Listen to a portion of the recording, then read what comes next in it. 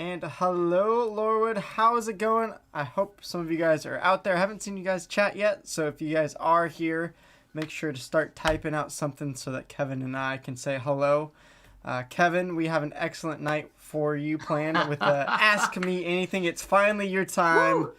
I know we've done Pastor Mike, we've done Coach John, we've done you, and now I guess it's my turn. I know, it's like you wanted to throw everyone else in the ringer, but you weren't willing to step up into the gauntlet yourself, but now you're finally showing up.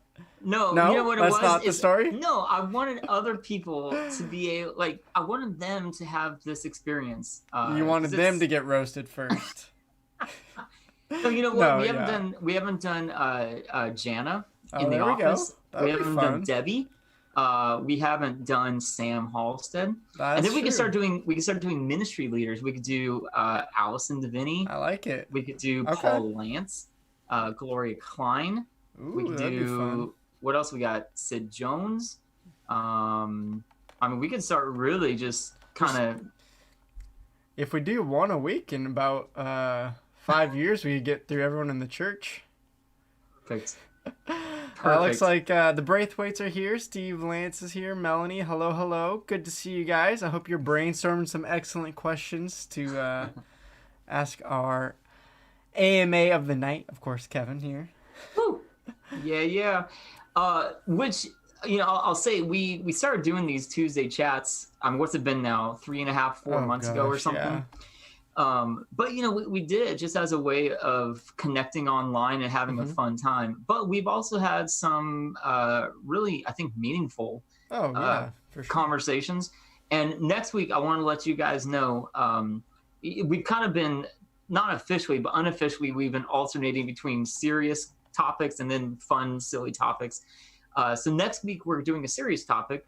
And I've already talked with Sandra Jones. And she is going to come back on for part 2 of mental health. You might remember she was one of the first guests we ever had. A while ago. I think it was like week 3. Week 3, we had Sandra Jones on here, and she just talked about mental health. She talked about kind of ways, and that was back when this was very new. Right. We were all in this kind of trying to figure out life and trying to figure out. I'm interested to pick her brain now because even within the last 3 months, things have change, whether that's COVID, whether that's the social justice talk, whether it's just the chaos of what's going on in Portland, just there's a lot of different aspects of mental health right now that's even different than 3 months ago. So yeah, I'm excited to have her back on. Exactly. So as fun as tonight is going to be, I think next week with Sandra will be hopefully really helpful, because you're right, Luke, a lot has changed in the 3 months since she was on last time. And I don't know about you, Luke, but I never thought that when we had that mental health conversation 3 months ago, I never thought that we would still be in it. Just case in point, one of the things that Sandra talked about 3 months ago when she was on, she said, hey, something that you can do for your mental health is plan like a trip or a vacation for after all this COVID stuff is done. And I was like, that's a great idea. So our family planned a trip for July. And so last week, we did it though. We still went and we had a good time. So we were gone for 3 days last week. Yeah. But it's crazy. When I planned that in April, I never thought it would still be happening. Right. A lot of, I feel like that first conversation was, how do we survive the next couple weeks? And we had no idea, actually, how do we do this for months and months and who knows how long? So yeah, it'll be good to have her. But tonight, of course, we have an AMA with Kevin. So welcome. I see Monica, David, the Perrys, Elizabeth Hightower now here in the chat. So we got a good crowd tonight. And what I would like from you guys, of course, just in weeks past, whether it was John, me, or Mike, to come up with some great questions from Kevin here. They can be silly, they can be serious, they can be theological, they can just be about everyday life. Whatever you guys want to ask Kevin, he must answer no matter what, right? Isn't that the rules? I'm obligated to answer no matter what, yes. Yes, no matter what, that is the case. So yeah, I'm excited to have people get a chance. I know you get a lot of stage time, but I think it's different being on stage and you're leading worship. You're talking about something specific And you don't often get to share as much some of those personal details or stories or Right. things that people may not know. So Yeah, no, this is a chance. I'm excited to share a little bit about my life and whatever questions you all ask. I mean, it's like Luke said, it is. It's one of those things where I am upfront a lot, but I don't always get the opportunity to just answer random questions. So fire away, ask me yeah, anything. well, they're already coming in from your family. I love it so much. Haley, starting off with a very tough question for you, Kevin. Who is your favorite child? Remember, you have to answer. So my kids ask me this on a somewhat regular basis. And Haley, I'm going to tell you the same answer on YouTube that I tell you in person. I love both of you, Haley and Callie. I love both of you for different reasons. I think it's always silly when parents say, "Oh, I love you both the same," because I don't think that's true. I think. Well, same amount, right? Yeah, no. In different ways, the same amount. Same amount. I think that's what you're going for.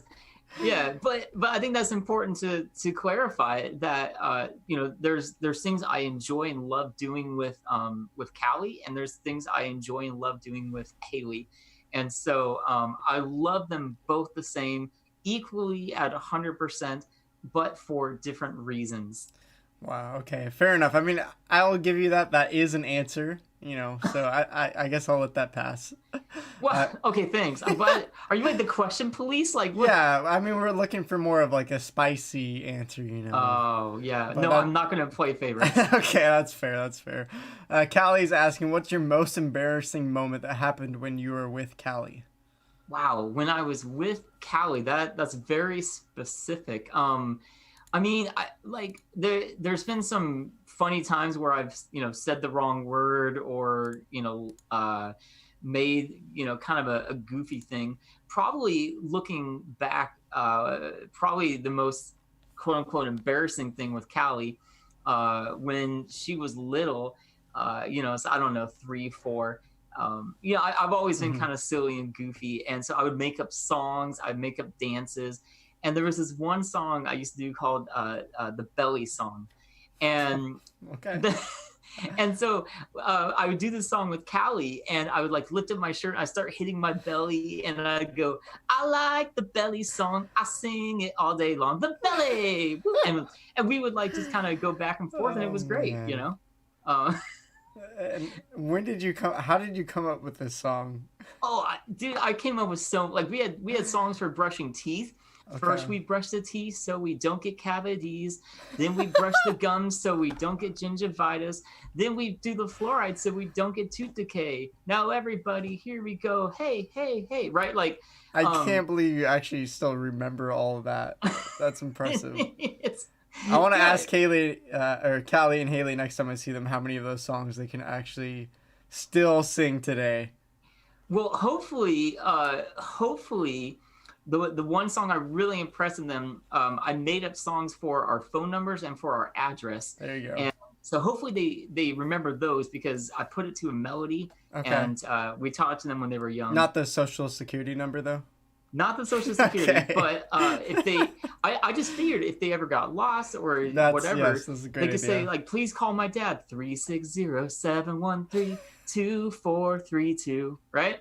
I don't know why I'm surprised by this. I shouldn't be surprised by this, but for whatever reason, this is hilarious. All right, good answer. I like it. The Perrys are asking, what do you feel is the most important aspect of your role as a worship pastor? Yeah, I remember going to a conference years and years ago with Paul Balash. He was kind of the keynote speaker. And he talked about the different roles of the worship pastor. There's the pastoral role, there's the priestly role, and there's the prophetic role. And this is kind of all tied into kind of this Levitical picture of what, a worship pastor is. And, there's times where I feel very much, man, it's my time to kind of, give some direction. That'd be kind of like the priestly role. And there's times where I'm like, I need to speak and minister and sing and do things that are really important for our church in this moment. That'd be the prophetic role. But I think probably where I've landed the most recently is that pastoral role, Mm-hmm. and just that role of shepherding and caring and be trying to be intentional with our people, to bring them before the Lord, to help them lay their burdens down, to help them give their praises up, you know. And so I think that pastoral role, especially recently with this COVID-19 stuff, has been Mm-hmm. really important, to try to shepherd our people in how we can keep worshiping. And that's why for a while, I did these kind of worship thoughts, you know, just Right. me in front of the piano. For a while, I was like I'm still doing this. I'm typing up little worship, you know, blog type things for the Mm-hmm. bulletin. And anyway, yeah. Yeah. Yeah, that's awesome. I think that's a really cool perspective. One of the things I maybe wonder about people in our church, you know, they see you as the worship leader and the music director, but I think they don't maybe know how much you do outside of that as well. And so, as the chat's still warming up, chat, come on, give me some more questions for Kevin here. But I want to ask you, what would you say are your maybe top 3 things that you do outside of just music in your job? Yeah, I I go to a surprising number of meetings. It's Yes. funny when you're in college and when you're, you know, like I went to Multnomah Bible College, Right. and you know, I take all the worship classes, I take all the Bible classes. You know, no one told me in those classes that you're going to be spending hours a day in meetings. Yes. So yeah, there's lots of meetings, whether it's elder meetings or Yep. staff meetings or worship team meetings or leadership meetings or production meetings, or like just lots of Right. meetings. And now recently it's been over Zoom, or a lot of it's been over email. But yeah, so I do a lot of meetings. Aside from music, I do a lot of what I think probably the best word would be leadership development, just Mm-hmm. training and working with other people, whether it's Sam, Zach Shute. There's been a number of people throughout the years Mm-hmm. that I've worked with. And then I don't know if people know this, but I do a lot of administrative stuff around the church. Yep. So whether that's you know, dealing with insurance documents and policy procedure stuff, you know, POs, billing. So I kind of wear just a lot of hats Mm-hmm. when it comes to some of the admin stuff at Laurelwood. Yep. It's not just one distinct role. There's a lot of Right. things you're doing. So. Yeah, and I do small group ministries, Mm-hmm. and you know, I kind of oversee the connections ministries of making sure that things are happening with ushers and greeters, and so yeah, just a lot of different Yeah. hats. All right. Next up, Angie's asking, how did you meet Melanie? Yeah, so I mentioned went to Multnomah Bible College. That is where I met her, and the short story is like, if you want the 4-year timeline, my freshman, so she's a year ahead of me. So when I was a freshman, she was a sophomore. So I met her my freshman year, and she was actually dating another guy. Oh, can you believe it? Oh She no! dated someone other than me. Wow. Um, so, but anyway, my freshman year, we were just friends. And then the following year, that summer, she broke up with her boyfriend. So I took advantage. And my sophomore year, we started dating. My junior year, we got engaged. And my senior year, we got married. So it was the 4-year plan: friends, dating, engaged, married, boom, So done. it wasn't quite ring by spring. No, Not but quite. not quite. But it was ring by graduation There you or my go. money back. Cool. So. Classic Multnomah. That's awesome. David is asking, as a movie aficionado, I don't know if you consider yourself that. I would say that's correct. Okay, I've seen a lot of movies. I don't know if you can narrow it down. This is probably difficult, but what are your top 5 movies of all time? Wow. Okay, so for sure, Christopher Nolan's movie Interstellar, that's in Wow. there. Okay. I love Interstellar. Lord of the Rings is absolutely phenomenal. And if you're going to force me to pick between the 3 of them, I'd probably go with the Two Towers. Wow. Okay. And you know, I hate to sound cliche, but Star Wars: Empire Strikes Back is definitely in there as well. And then there's some really beautiful movies that have, how do I say, they've moved me, they touched me, they've made me stop. they've made me think. Mm-hmm. You know, and so yeah, some of what you might call like Oscar type movies where it's not everyone's cup of tea. You know, it's a Right. little bit on the slow side. Some of these movies are, maybe like powerful type of statements, Mm-hmm. or they're trying to drive a point home. But movies like King's Speech, Oh wow, yeah. Colin Firth, great movie. So there's some wonderful Oscar movies that have really moved me and compelled me. Any kind of movie that has a story of redemption in it, that's been a big theme in my life. So I like that. I'm pretty sure I only counted 4 there, so you gotta get one more in there. I'm not letting you off the hook. You gotta choose Oh one of man, those Oscar movies. yeah, okay. So it didn't win the best picture, but the movie Babel was a really touching story. Just an interconnected, story of 4 different people from 4 different areas that their stories kind of connected together, and great story of redemption. There you go. Yeah, And Angie's agreeing. She said love the King's Speech movie. So there you go. good, You got good, good, some. good. You got some supporters. They're not trashing your top 5 movies. Yeah. At least not yet. So Good. I might also put in there, and like I said, some of these are maybe a little bit more Oscar or a bit more mature. right. But the movie with who's it? Michael Keaton, The Birdman, or The Unexpected Virtue of, what's the subtitle? Can't remember the subtitle, but anyway, it was kind of one of the first movies that did this one take shot, like the 1917 movie, which is also phenomenal, by the way. 1917 was my top movie of 2019. But yeah, these movies that do like kind of one continuous tracking shot Mm-hmm. throughout the entire thing, I just think is absolutely stunning. Yeah, that must take so much thought to do that. I can't even Yes. imagine scripting that out. So that's pretty crazy. Before we get to the next question, Phil just wanted to give you some encouragement. Said, talking about earlier, you said you just done a great job cultivating an environment where youth can become worship leaders. So awesome job. He says, I can't count how many music lessons he's given in our years serving together. I'm sure you have a record somewhere. Probably you probably counted. Yeah, I could probably go back on my calendar and look at all the. It's not necessary. I think that the point is, good job, Kevin. You're awesome Nice. for doing that.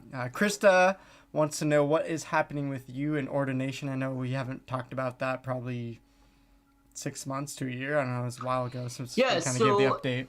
So the way that we do ordination as an association CB is we have these mini ordination councils. What used to be the typical format was a candidate would kind of do an all-day Saturday thing in front of a bunch of pastors. So you would invite all these random pastors from the area, other CB pastors. And they would spend 6 hours grilling you on all this stuff, and then at the end of the time they would go in a room and they deliberate, and they're like, hey, do we think he's ready, yes or no? And the problem with that, as Mark Hafner, who used to be our CB director, he said, listen, when you do that, there's nothing relational about it. You have oftentimes strangers, people that don't know you, that don't know what you're about, kind of trying to evaluate. Did you get the theology question right? Yeah, and so they have like 6 hours to evaluate your theology. They have no idea what your life is like, what your ministry is like, what your strengths, your weaknesses are. So they shifted to this model where instead of like a 5-hour grilling session, then instead what you do is you do kind of these 2-hour mini sessions with a group of pastors that that are a part of your life. And so that's what I did, whatever it was, a year and a half ago. We took about, I think it was 5 months. So we did 5 2-hour sessions. Luke was on the ordination council, as was Pastor Mike, John Wex, Scott Roberson from Philida, Sean from Battleground Baptist, and Dave Martin from Cathlamet. And, wait, no, Bob wasn't on there. Anyway. Either way. And point though is they took the time, they examined me, asked me all the questions, and the questions aren't just theology questions. The questions are, what are your plans for ministry? What are your areas of weakness. What are family life and what's your family life? Personality and what does your wife think of this? What does your wife see in you? What does your wife think is your biggest weakness? So after doing all that, kind of what the consensus of the ordination council was is, hey, we love Kevin, we know Kevin, we're excited for Kevin's future. We want him to finish Convergence to just kind of get the full experience. And then after Convergence is over, then we'll officially ordain him. And so basically what it is my ordination, all the hard stuff, all the examination, all the presentation, all the theology, all that stuff is done. And then when I finish Convergence at the end of 2021, then the Elder Council will officially ordain me, and Sweet. We'll do all that. So quick follow-up question to that. With all the COVID stuff, is Convergence still on track to graduate you next, whatever, year and a half, or is it shifting at all? So Royce Curtis is the director of Convergence, and as far as I know, everything's on track. Luckily, Convergence already takes a break during the summer. So the only months that we missed out was an intensive in April and an intensive in May. Gotcha. So we missed 2 intensives, but we're planning on in September getting back together. And as the case may be, it's looking like Convergence is actually going to be held at Laurelwood for a 3-month season, because right now CB Northwest is in between buildings. The lease expired on the Hinson property that they were renting, and so Convergence will probably still going, still looking like you're gonna, what would that be, into 2021 possibly be ordained? Yeah. So my very first Convergence intensive was January of 2019. And so my last one will be November of 2021. Awesome. And then the graduation will probably be, we'll probably have an official graduation in January 2022. Ooh. Yeah, you're like halfway there. Krista is now asking, will you tell us about your unique smile? My unique smile. I think what she's referring to is the fact that I have partial paralysis. Mevius syndrome is the name of it. Pretty rare genetic disease. Is that the right word? But anyway, it's a facial paralysis, and I'm one of the few, if not the only, known case of partial Mevius syndrome. Most people that have Mevius syndrome, their whole face is paralyzed. Wow. So, like they have to kind of talk, they got to talk like this. Right. I'm just kind of paralyzed from the eyes up. So I don't have any face, like I can't raise my eyebrows. I can't wrinkle or furrow my brow. My right eye droops pretty significantly from the facial paralysis. And it affects my right side more. So when I smile, my right side doesn't smile as much as my left. So anyway, that's my unique smile. Yeah, and you get smoother skin from that, don't you? Yeah. Less wrinkles. Yeah, I know. So it's funny because my mom, told me when I was younger, oh, you're going to love it one day. You're not going to have any wrinkles, What she didn't tell me, though, is that as you get older, your skin gets looser. And so when I sleep, I almost always sleep on my right-hand side. Wow. I get these pillow marks. And so I actually have some I actually have some built-in creases. You see that? Yeah. So these are literally pillow marks from me sleeping on my right-hand side. You have to learn to sleep just on your back. Do that, up, man. Yeah. Yeah. All right. Melanie wants to know, how do you feel about messes? Give examples. She adds a little smiley face in there, so I'm guessing this is an inside joke, possibly. This is a kind of a loaded inside question with me and the girls, and I've never been a big fan of like messes, like sticky things. Callie growing up was, remarkably clean, and so I just thought that's the way that kids were. Like I'm like, oh. Like you thought all kids were clean? Yeah. Like we would sit her at the high chair, with like pasta and all kinds of stuff, and she would just very cleanly eat it, at like age 1.5. And it turns out not all kids are like that. So Haley comes along, and Haley's a very typical kid, and just things are on the floor, it's all over her face. And I discovered really quickly that I don't do well with messes, especially sticky things. So like s'mores, last night we had s'mores at the fire pit. Oh man, And talk about messy. yeah, so kind of what we've learned is when it comes to s'mores, dad makes the fire and takes care of all that, and mom takes care of handling the s'more aspect. And if kids get in their hair, mom will clean it up. All right, so you can't do s'mores. No more s'mores, I guess. No, s'mores are fine as long as I don't have to deal with the mess. Okay. Fair enough. Fair enough. All right. Mike is asking. He said, maybe you already shared this. I don't think you have though. So, what has led you to be a worship leader? What's the story behind that? Yeah, when I was in middle school, I've been playing piano for a while, but not really a huge fan of it because a lot of my piano was structured around reading music and recitals and just that kind of classic piano lesson model, and that just never really fit with me. But towards the end of my piano lessons, like around age 12, I had this teacher just for like 6 months who taught me about chords. Mm-hmm. And she's like, hey, like if you do chords, you don't have to read music. I'm like, sweet, okay, I'm in. And so like in 6 months, she just kind of taught me the basic of chords. But what happened was I got so excited about this concept of just playing chords and playing by ear and not having to read music that I started playing and practicing on my own. So I get into middle school, age 13, and I was going to Crossroads, and I'm in the youth group, the junior high group, and the youth pastor, Tony Jacobs, he's like, hey, I heard that you play keyboard. Do you want to play keys on the worship team? And I'm like, yeah, man, that sounds like a lot of fun. Here's the problem. I didn't know what I was doing. I was like so new at this chord thing that it took me about 10, 15 seconds to figure out each chord, which, when a song's going like that tempo, doesn't work. It doesn't work. Anyway, it's funny. He ended up on that first night, that first Wednesday night, he ended up during practice, he's like, hey man, like I think there's something wrong with your keyboard. Like the sound is all weird. So we're just going to turn your volume down for the night.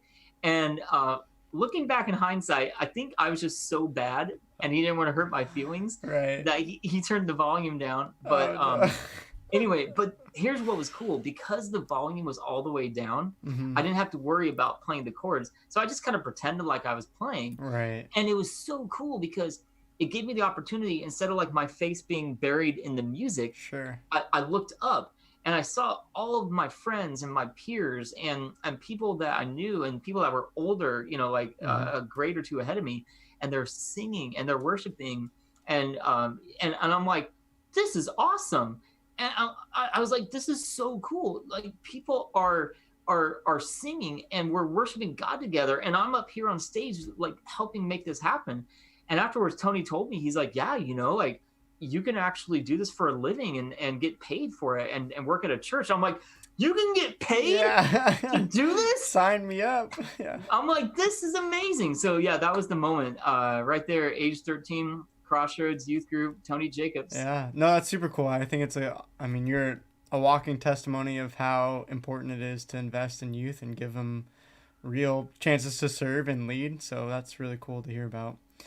Speaking of music, David wants some chord knowledge. So what is the most complicated chord you've played and when you used it?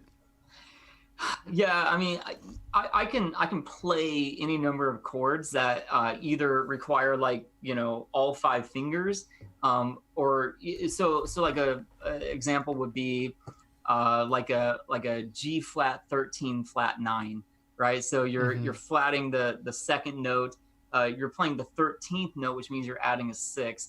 And, obviously my hands can't spread that far. So about an 11 is as far as my hands can spread. So maybe like a G flat 11 flat 9.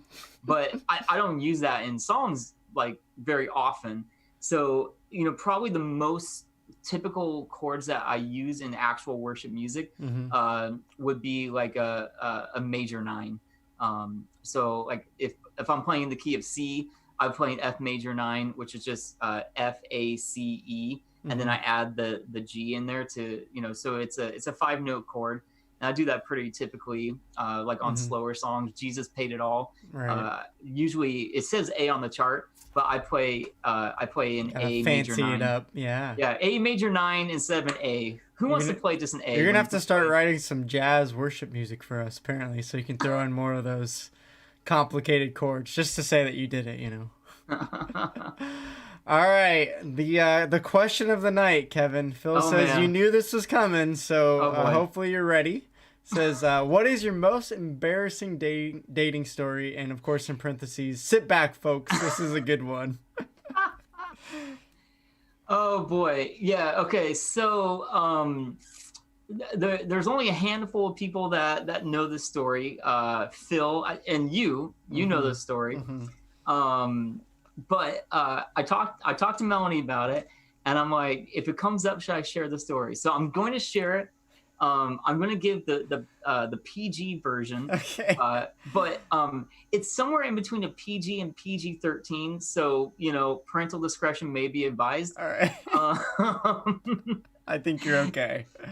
Yeah, but I'm sharing the story. It's out in the open. It will forever be on YouTube. But most embarrassing, I don't even think my girls know this. So Callie and Haley, listen up. You're about to find out. Oh, wow. Yeah, you're about to find something out about Dad. So when I was in high school, I was 16. I was dating this girl named Hillary.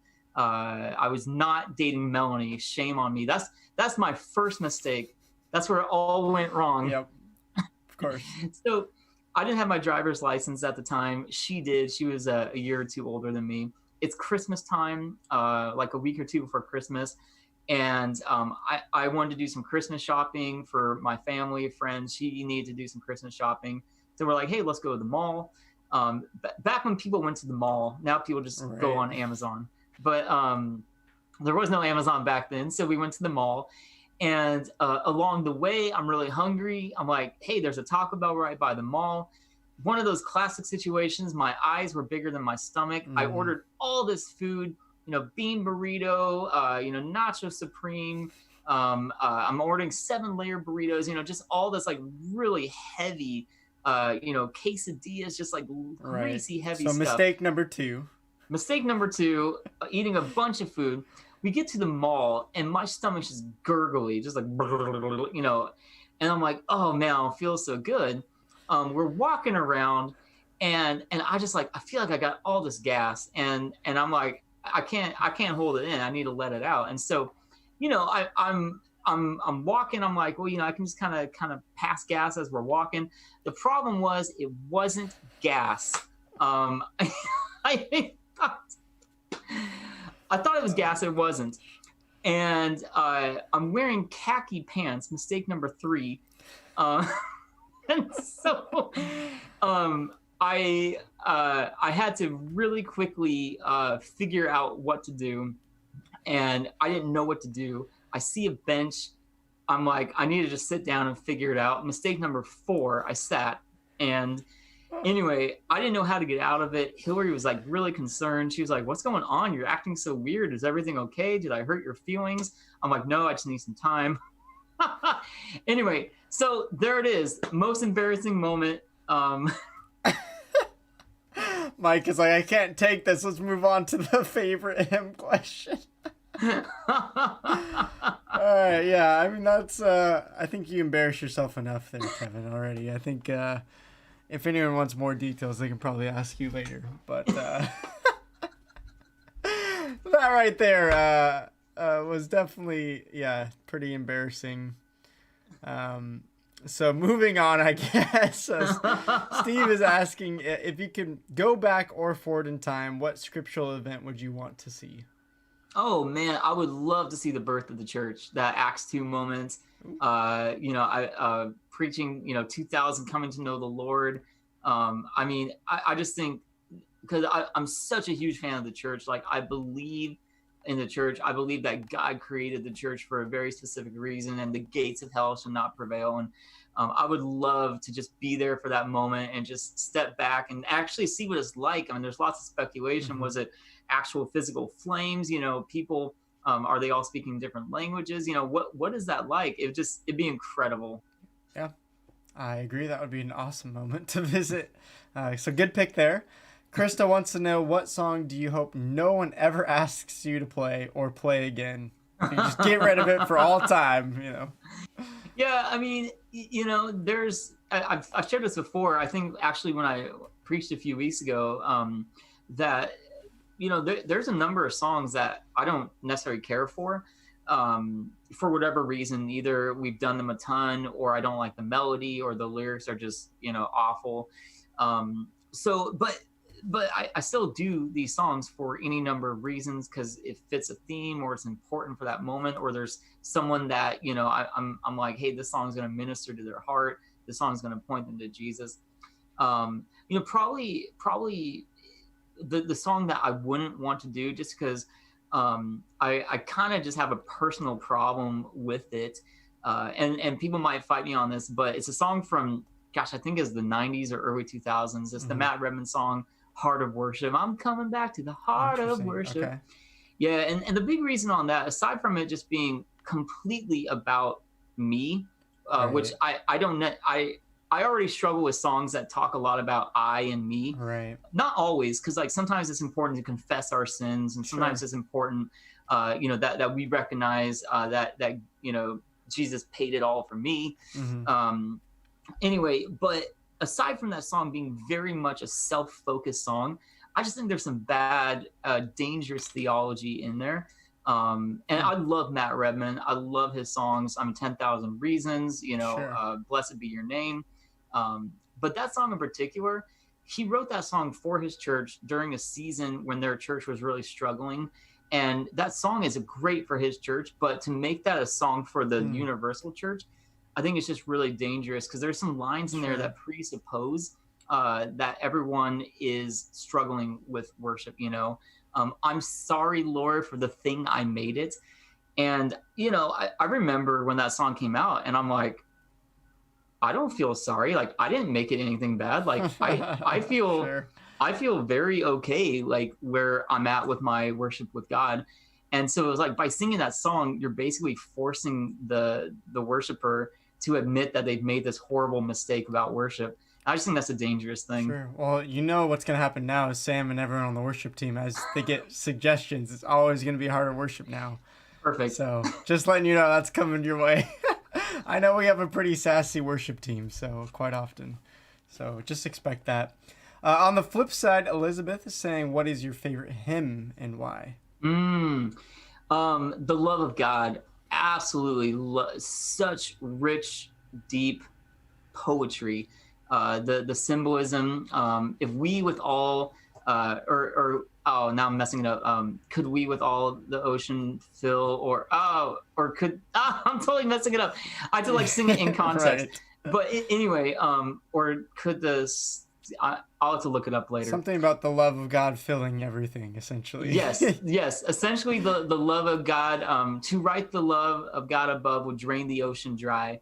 Nor could the scrolls contain the whole, though stretched from sky to sky. Could we with ink the ocean fill? There we go. Or could the scrolls sky? Either way, why is it your favorite? Yeah, and I think the reason why I love it is just like that imagery, that poetry of recognizing how big and vast and deep and great and huge his love is, and to think that even if you wrote every single word and literally you drained the ocean with all the ink that if all the ink in the world was contained by the oceans of the world, you still couldn't even begin to write about the love of God. I'm just like, whoa, blows me away. Awesome. Well, we're almost running out of time. If anyone wants to throw in any last minute question, the only other question I see is from Krista, but what did you do? I'm assuming that's referring to your Taco Bell story. So I don't know if you want to offer up any more of that story. Yeah, Krista, you and I can talk about it offline. We kept it pretty PG. I don't want to. It's a good cliffhanger. I feel like everyone's gonna start asking you about it though, so you got to get ready. Oh boy. Here we go. Mike, favorite staff member. Well, Mike Wild, of course. Oh my God. Wow, suck up. Yeah, totally. No, I've said this before to the staff, and I'll say it public, and I think I've even said it publicly, but I'll say it in this format. I love our staff right now, and I really feel that God brought each. Oh, I think you're cutting out there. Oh, okay, try again. Yep. Okay, God brought each person at the staff for this particular season that we're in. Luke, he brought you with all your knowledge of streaming and how to do online, chatting. He brought Jana with all her knowledge of video editing. He brought John with all of his experience as a PE teacher. And I mean, obviously Mike has been around forever. Me and Debbie have both been there for nearly 15 years. And, so it's like we have some consistency. We have some people that are just perfect. And I think we blend together really well. Now, even with Sam doing a lot more music stuff and just excited about what God's going to do in his future. And I really believe God's preparing him for full-time ministry. And it's so cool that Laurelwood gets to be a part of that. Yeah, excellent response. Follow-up question to that is, who is your favorite staff member? You already asked that. Like, you want me to answer that again? I'm just kidding. You never gave a real answer. You gave a good response. You just didn't give an answer. How about this? My answer is the same with the girls. I love them all equally for different reasons. All right. Only a couple of minutes left, so let's do rapid fire here, Kevin. Jabron wanting to know how many worship team marriages and babies from that you claim. Well, for sure, 3 babies. 3 babies are definitely mine. Definitely Grayson. Yours. Well, I mean, I'm a part of it. Okay. Yeah. Josh Wood, Grayson Braithwaite, and Keenan Draper. Definitely mine. Okay. Marriages. I think we're at 4. I think we're at Luke and Julia, Angie and Jabron. I think Angie's gonna fight you on me and Julia though. I'm sure I had a part in it somehow. Okay. All right. I'll go ahead and claim JR and G. JR played drums, so I'll claim that. I'll go ahead and claim Rachel and James, of course. That's obvious. That was totally me. Actually, it kind of was. They started dating after the Christmas program. Like, What year was that? 2012? Totally me. Okay. Krista says I can claim Bennett. Yeah, you can get Bennett in there. So there you Perfect. go. Sana and Daniel. Yeah. So there you go. Sana and Daniel. You're almost to double digits here. I am. I'm getting. Yeah, you're getting there. Gotta get a couple more years in, and maybe you'll make it there. How about most embarrassing moment as a pastor, real quick? Do you have one off the top of your head? Yeah, there was one time where I completely tripped off the stage. I was walking off the stage, and I lost, like, the lights were going down for a video, and I lost sight of where the step was. And I stepped over it, and I completely just face planted right into the front row practically. And everyone jumped up thinking, but I just bounced up like a rubber band. So that's happened to you twice, because it happened to you in the Dominican Republic too. That stage was a lot higher up though, man. Yeah. The stage in the DR was a good 2.5, maybe 3 feet off. It was a lot. Favorite church member from Elizabeth Hightower. So. Elizabeth, of course. There you go. All right. No, my wife, Melanie. Okay. She's my favorite member. All right, last one's a trivia question. What is Paul McCartney's middle name? Oh, gosh, I don't know. Coming from David Hagen. Paul James McCartney? I have no idea. All right. And you can't end it on a question that I don't know. Give me... I mean, you should know this. I don't know it. You're a music expert. Oh, David says it's actually Paul. There you go. Paul McCartney? That's the dumbest thing I've ever heard of. What were his parents thinking? I don't know. I've heard a lot worse names from celebrities. It could be worse. So. Oh, James Paul McCartney. Trick question coming in. Trick question. Okay, well, someone asked me a question I actually know, so we can end this on a good note. I don't know, Kevin. We're out of time. I think. Oh no! I think you got to end on a fail there. No, my personality doesn't allow it. I have to have a win. Someone give me a win, please. Okay. Anyone. I'll allow 20 more seconds for someone to give you a question. Give me a win. I gotta leave on a good note, you guys. All right, there we go. From Pascal, favorite type of music or performer outside of worship? Oh man, I've been a huge Coldplay fan for over a decade now. Love that. Yeah. And are there 9, I think, justices on the Supreme Court? I was gonna ask you. I wasn't sure if you actually knew. So. Yeah. And favorite worship song right now, I love the Grace Alone song that we did on Sunday. The theology in that, aside from being great Reformed theology, it's just a fun song to sing. Awesome. Well, that is all we have time for. We got to move into the elder meeting coming up. So thank you guys for being here, asking some amazing questions to Kevin. Only one, well, maybe two embarrassing ones. So maybe got a little bit easy, but that's okay. I think our church just loves you too much, Kevin. They don't want to publicly embarrass you too much, I guess. Thank you, church. Church, we love you guys. We will see you guys Sunday for the parking lot service. And anything else, Kevin, before we head out? Not the parking lot service. Oh, in Sunday, 2 weeks, sorry. 2 weeks is parking lot. Just to be clear, this next Sunday, we are not in the parking lot. This next Sunday, we are online 2 only. 2 weeks, so we can take more of those communions, right? Yes, I'm so excited for the communion styrofoam. The communion styrofoam is my new favorite. All right. Love you guys all so much, and we will see you guys online this Sunday, and we'll see you guys next Tuesday for our mental health chat with Sandra Jones. Part 2. So have a great night. See you guys all later.